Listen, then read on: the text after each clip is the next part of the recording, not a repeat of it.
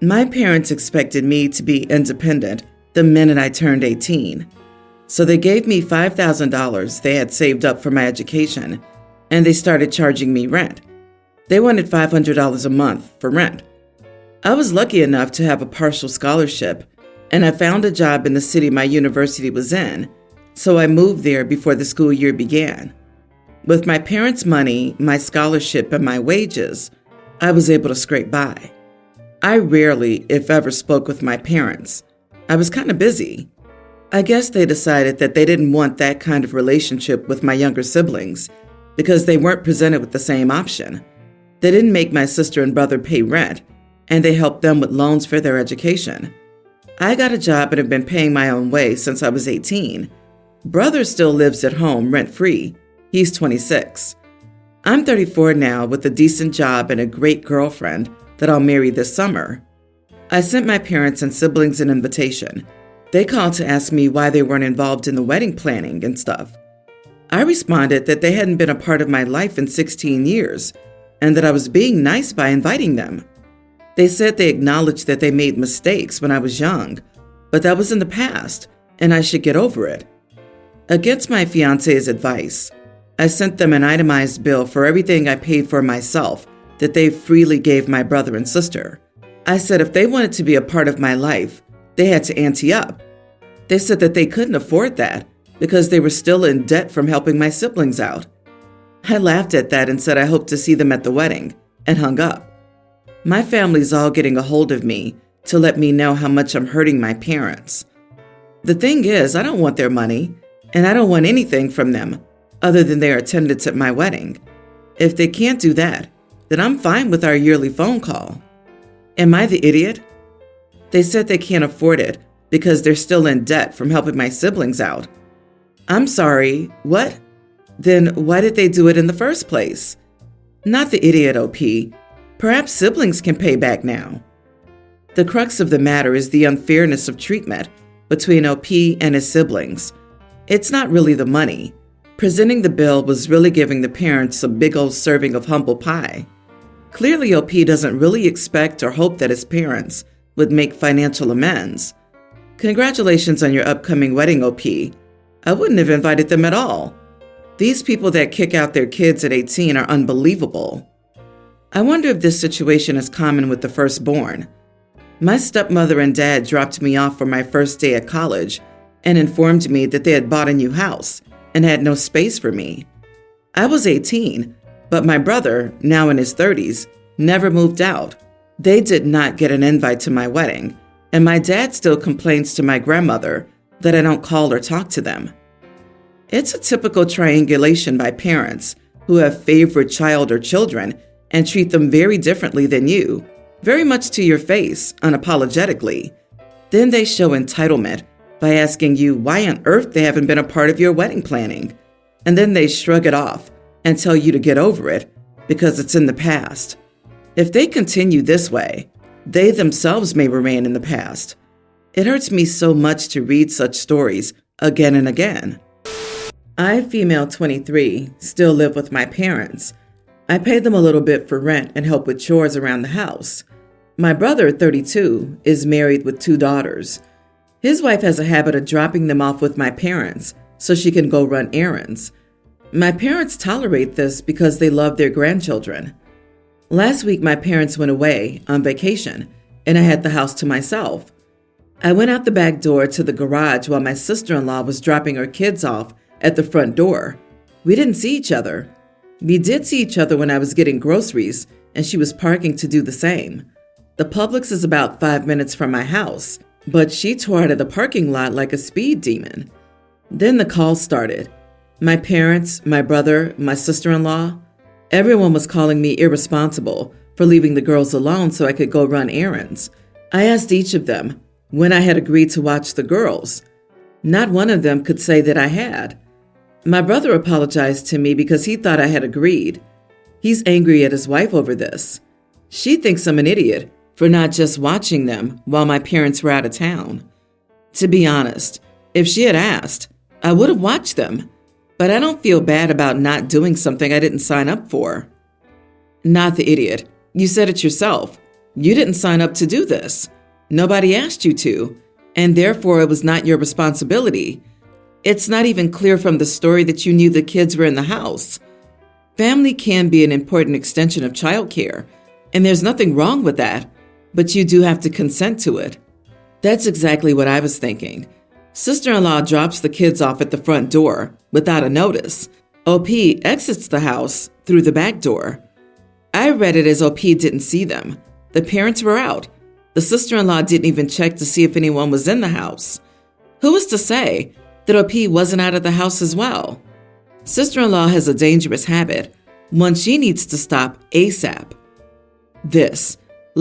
Even if sister-in-law saw OP's car there, she couldn't assume that meant OP was home. What if a friend had come and picked OP up to go out somewhere? Sister-in-law could have abandoned the kids with absolutely nobody there to care for them, and she wouldn't have known till she was done taking her sweet time shopping and got back to, hopefully, 2 kids still alive and in good condition. Yeah, LOL. What kind of parent just kicks their kids and needed supervision out the car anywhere without checking if said supervisor's actually there? This is 100% on your sister-in-law. She's lucky the kids weren't hurt and that no one called the cops. She sounds like she feels entitled to your time. Glad your bros got your back. I have a young grammar school-age son, Jake, and we're currently staying with my brother, his wife, and their daughter, Abby, nearly adult. Abby recently went through something really hard and traumatic. I feel for her with all my heart and am doing all I can to be there for her. During this time, Abby became really close to Jake. It was sweet enough at first, and even though Jake wasn't one to sit in one place for long, he didn't say anything and allowed his cousin to cuddle and spend time with him. He does a lot for her and will wake her up when she takes naps for too long. We'll go out to the park with her to make sure she doesn't stay at home too long, etc. My sister-in-law was extremely appreciative of this, and Abby seems to be happier when he's around. Of course, Abby's in therapy, so I didn't think she depended on my son to get her through the day. But a couple of weeks ago, Jake's paternal grandparents wanted to take him to Disneyland for a couple of days, and he was so excited. He kept telling everyone how much fun he would have and more. Abby didn't say much whenever he'd mentioned Disneyland, but my sister-in-law asked me if he was actually going, multiple times. I said yes. Why would I stop my son from going to Disneyland? She asked if his grandparents could take him on the trip another time, but I told her that wouldn't be possible. She was upset, but stopped. The other day, his grandparents came to pick him up, and he was sitting with Abby getting ready to go, when she suddenly broke down crying. Jake got scared and started crying as well, so I separated them. They calmed down, and Jake left for Disneyland sometime later. My sister-in-law was furious. She approached me and said, "So you really let him go?" I said yes. Again, why wouldn't I? She was all like, "You saw how my daughter reacted to him leaving, and you're still confused?" Apparently, Abby really didn't want him to go, and she cried because he was leaving. I told her that that was highly unfair for her to say. My sister-in-law said that I was being unfair and that Disneyland was not more important than her daughter's well-being. I never said this, but I told her that my son isn't her emotional support dog. And while I'm very sorry about Abby, it isn't fair to put my young son's life on pause. He's little. It's unfair for her to force my son to give up things for the comfort of his cousin. Sister-in-law called me heartless and said she wants me gone from the house before Jake returns because she isn't putting Abby through this again. My brother intervened and told her that she was acting irrationally, but she told him to shut up. It's been really tense, and while I did attempt to apologize, sister-in-law told me that the only apology she'd accept is one from Jake. But I'm not going to make him apologize. So, am I the idiot? I really don't think so, but Abby is genuinely upset about Jake leaving. Edit. I was repeating my sister-in-law's word for word, but giving her the benefit of the doubt. I believe she meant that the only apology she'd accept is one in the form of Jake. I'm considering moving back home with my parents. I initially accepted my brother's offer to stay with them because my job is closer and other reasons, but Ultimately, I think we should leave. Not the idiot. Abby has serious attachment issues. And yes, please move out, OP. This is not normal and not okay to put a son in a position like that. Don't apologize. You did absolutely nothing wrong. You would be the idiot if you kept living there and subjecting your young son to being treated like a support animal. This definitely will have damaging effects on your son if you continue living there. You sound considerate and caring from the beginning to the end, but your own child must be a priority over another. On top of that, like you said, Jake is a young child and not an emotional support dog. Everything he's done for Abby is incredible, but also above and beyond, absolutely not within the realm of expectation for a boy his age. In general, I would try to distance him from Abby a little bit, because this seems like a very unhealthy attachment that could lead to some kind of trauma in turn for Jake. She wants Jake to apologize because she wants him to accept that Abby's his responsibility. It's manipulative. I'm glad you're planning the next steps to leave. It sounds like your sister-in-law wants your son to be a live-in carer and is happy to parentify your son. Don't let your sister-in-law abuse your son's kindness, and stand your ground in not having him apologize for going on holiday. Your brother needs an eye-opener too. I am, or was, going to be the best man at my brother's wedding next year. My wife was invited to be a bridesmaid, and she initially said yes. It turns out that the bride is now expecting my wife to get a whole new wardrobe for the bridal showers, bachelorette party, rehearsal, and reception dinner, on top of her bridesmaid's dress. The only color she's allowed to wear to all of these events is the same lavender color as her bridesmaid dress. She was even given a few swatches of that material to take shopping with her. The shoes and makeup have to match for photos. Even pajamas have to match. The bachelorette party is a week getaway, plus all of the other events. It's like an additional 10 days of clothes my wife will never wear again. She normally wears black or dark colored clothes. I bring this up to my brother after he hands me the fabric swatches. I told him this was the dumbest thing I'd ever heard. He said that's why they're giving me almost a year to get all the items together for the bachelorette and weddings. I'm thinking of my wife's reaction because she's already not great friends with the bride. I told my brother that my wife can attend the wedding as a guest, not a bridesmaid.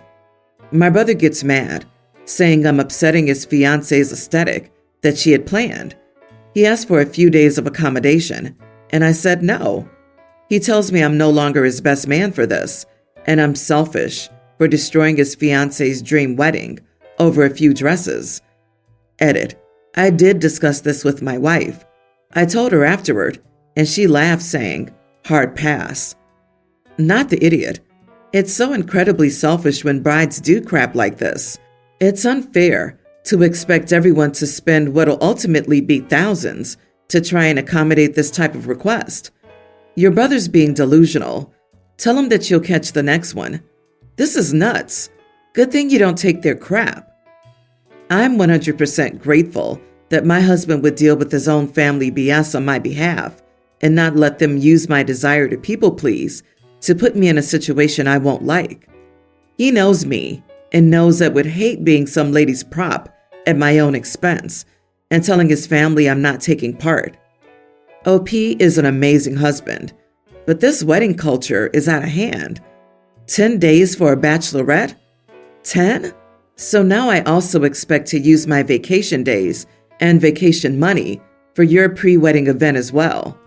They're asking you to devote your entire year to them, and it's so selfish. There's no room for personal vacations or getaways for the year this friend is getting married. Yep, this is insanity to me. Do you like the people at your wedding party? What's wrong with them looking like themselves in some non-wedding pictures? Overly curated photos are boring, especially for multiple events. It's all for the socials, Instagram ridiculous. Even if the bride was going to pay for all these lavender outfits and pajamas, I'd want to avoid this. People are not dolls. I run a TNR program for feral cats nonprofit. I catch all cats and get them the medical attention they need myself out of my own pocket. I love helping them. Many of the cats cannot be rehomed, so I fix and release them, get them their shots and hope for the best. I'm not a large-scale operation. Recently, I was called to an area overrun with orange cats. They were everywhere, and I mostly ended up handing it over to professionals. I did, however, manage to grab 3 adorable cats. 2 were terrified, skinny, and a little beaten up, but overall friendly. The 3rd one was a little gent. He was tubby, well-groomed, fish pattern collar, the works. I plan to find his parents and drop him off with a warning to keep him in due to a large number of traps being set. Then the little bastard sprayed the inside of my car to the freaking max, so apparently he wasn't fixed. I couldn't really tell, long hair, and assumed he was, so I left my covers off. Big mistake. I debated taking him home or taking him to get neutered with the rest. He was an indoor-outdoor cat, indicated by his collar tag, and with so many strays, I'm certain some were carrying his genetics. Ultimately, I took him with me and got him neutered. There was no chip, so I called the number on his tag, informed them where their cat was, and gave them time slots to pick him up or have him dropped off. The owners went ballistic. They were cursing me out and came to collect their cat not 20 minutes later, called me a catnipper, and blamed me for their child having nightmares, scared over their cat going missing. I tried to explain that he needed to be fixed if he was going to be outside, but they didn't want to know. They said I should have called them immediately, regardless. I spoke to my rescue friend, who said I was in the wrong. Even though we know we're technically in the right, we didn't have the legal ground to do that, and it wasn't my decision to make. I did apologize, but have blocked their numbers. The mom is flaming me on Facebook and DMing people I know. I have a duty to care for stray cats. Knowing an unneutered male was roaming free and not doing anything about it was a concern for said stray cats. Things are still tense between my rescue buddy and me, and I don't completely disagree. I know I crossed a line, even if it was for the greater good. People are finding out and taking sides, so I'm not sure who to really believe was right here. So, am I the idiot? You are the idiot. You did catnip their cat and made a superbly arrogant decision to have him neutered without the owner's permission. You can judge them all you want for letting their cat outside, but the first thing to have done was to call the cat's people and ask, "Hey, I found your cat. Did you know he was outside?" That's the basic due diligence right there. How a vet decided to neuter the cat means you must have taken off the collar and obscured the owner's information, or they wouldn't have done it without their permission. So you just made yourself actionable legally. You don't know if they were planning to breed the cat, and he just happened to get out. I spoke to my vet. She's a TNR vet. She neuters and moves on. There was no address on the collar, so my vet said it was fine. I don't know if she tried to call the owners or not, though. I personally don't condone the breeding of cats when we have so many dying, literally, for homes. Not 3 weeks ago, I dropped off at least 30 kittens and a couple of pregnant mamas at a rescue. 10 may be adopted. The rest will be euthanized. It's horrible. I don't really care if they had plans to breed, truthfully. Well, then you shouldn't care if they sue you, I guess, since you feel you're completely in the right and justified, right? I understand that the cat overpopulation problem is horrible. I'm a cat owner myself. My problem is that you stole someone's pet. There is zero justification for that. And if the vet is that careless, they're leaving themselves open to being sued as well. You should have the burden of calling the owner before permanently altering their pet. I'm with OP, not the idiot. They're irresponsible pet owners and are endangering the community by having an unneutered male cat. It's unethical and should be illegal. We don't exist in a vacuum. They can't just do whatever the heck they want when it affects other cats and people. They should have kept him indoors or fix it. OP found the cat, ensured it had medical treatment, and returned it to the owners. They should be grateful.